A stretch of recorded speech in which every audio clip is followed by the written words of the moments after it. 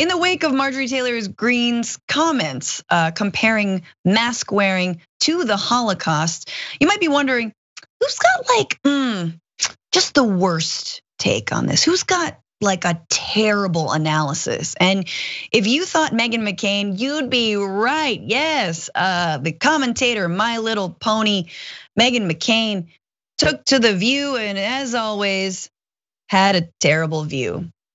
I would love if the energy that is being put on one crazy woman in Congress, and by the way, if she is the face of the Republicans, then the squad is the face of the Democrats. I would love Democrats to put that same type of energy onto what's happening on the left, because quite frankly, this is how people get red-pilled. They're red-pilled when they see the blatant bias in the media. It's because the media doesn't want the squad to look bad. They just want Marjorie Taylor to look bad. Anti-Semitism is a huge problem everywhere in this country. When you talk about Holocaust survivors, yes, it is. My producer who produces me every day's grandparents. We're going to break, and when we come back, you can continue talking, but now we're going to break, so we'll be right back. I'm cutting you off because we have to go, Meghan.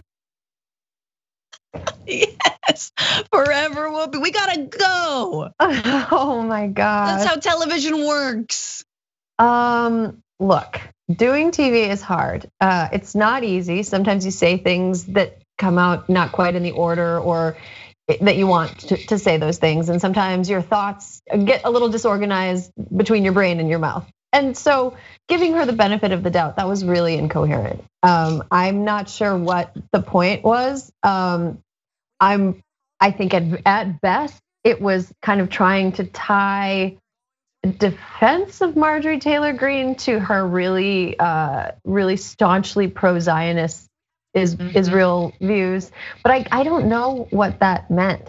I don't know what that meant. Well, Meghan McCain is, I think, a sort of female Tucker Carlson in that she will never come out and say what she actually means. She just sort of shadow boxes and tertiates and whataboutisms until she's not saying anything. She's just saying everyone's bad. And what she loves to do, instead of following her own advice and calling out her own party, she loves to say that Democrats are not calling out their party. And she's willing to call out her own party, but not until the other side does the same, which for just like on a base level is not how anti-Semitism works or should work. If no matter who says anything, you should obviously call it out.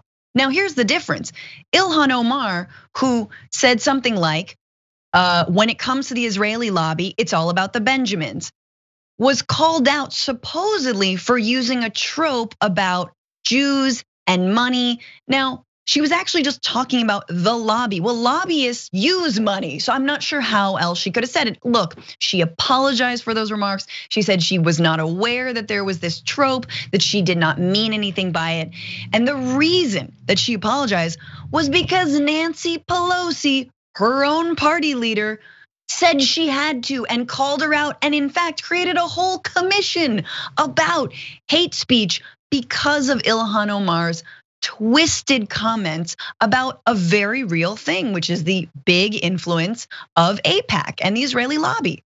So it's obviously, and Meghan McCain is trying to make this about anti-Semitism. She talks about all the attacks, which are awful. And I do think it's good to name the amount of attacks and to also not conflate them with being for Palestinian human rights. Let's not do that either. Let's not play that game, because that's not reality either. Yeah, I think that the red pill point was the most incoherent point. Like that's how people get red pilled. Like, wait, explain that to me more slowly. So you're saying because people like Marjorie Taylor Greene, who make incredibly insensitive and ridiculous comparisons between a public health measure and a mass extermination attempt against Jewish people, because of the coverage of that, other people will watch it and say, I don't like Jews either. Like, what? I don't understand the connection there. Like, no. You're understanding, that is the correct understanding, because usually when someone is red pilled, it means they're like lurking around message boards and 4chan, 8chan, whatever, and like sharing Holocaust memes. She's trying to use it as this is how people sort of become radicalized and woke to the fact that like the other side is somehow, she misunderstands what red pilling actually is. Or what it looks like. Yeah, she has no idea. I mean, here would be an example of a time that I think coverage could make people feel sympathetic to a person that was like conservative. Like, do you remember when Amy Coney Barrett was in the process of being confirmed to the Supreme Court? If there had been like really unfair coverage or like crappy, mean-spirited coverage about her adopted children on the left, that would have been like, whoa, what are you guys doing? That's like so mean-spirited and so beside the point of like her, as a person, as a judge, and that's just that's awful, and that could turn people off. But I don't see how coverage of things that Marjorie Taylor Greene said and then refused to apologize for, like you pointed out, that Representative Omar apologized after she made a comment that was insensitive to stereotypes in the way that it could be read, and she apologized. And Marjorie Taylor Greene is like, no, I'm not sorry, and I do it again. So it's like, it's just not a comparable situation. And I just think that, and it's also just very bad faith. Democrats are constantly policing each other. And some people would argue that they waste a ton of energy doing that, because they waste a ton of energy policing each other at the behest of bad faith attacks from the right. Yes. Meanwhile, people on the right are not policing themselves. Like, we've never heard of, Kevin McCarthy hasn't had a serious conversation with Representative Greene. And I just think it's all, we can't keep falling for this. We can't keep pretending like this is the truth, because it's not even playing in the sandbox adjacent to truth. It's in a different playground. I love that. And that's exactly that. You're so right. We again, I feel like I'm taking crazy pills.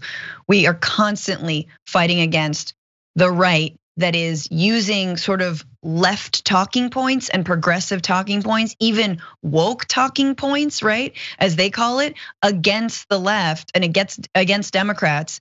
Being like, well, why don't you subscribe to, feminist standards and principles? And what about my body, my choice? And you're like, you're not for choice. Like, you laud and herald your sexual abusers. Like, you know what I mean? We like oust them, within a moment's notice. And maybe that we shouldn't do that. But like, it's just, so again, it's like, what are we actually talking about here? They're playing by a different set of rules, but they're constantly looking at our rule book and being like, well, how come you're like, they don't play by any rules, but because we have principles, when we don't play by them, we are called out and hounded until we, do enough like self-flagellation to satisfy them. And it's really not even, it doesn't really accomplish anything except wasting our energy.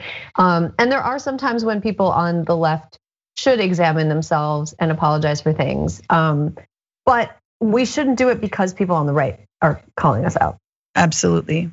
Hello, AP, and you firing a young journalist for her previous activism around Palestine. Okay, that was a right-wing hit job. All right, I digress.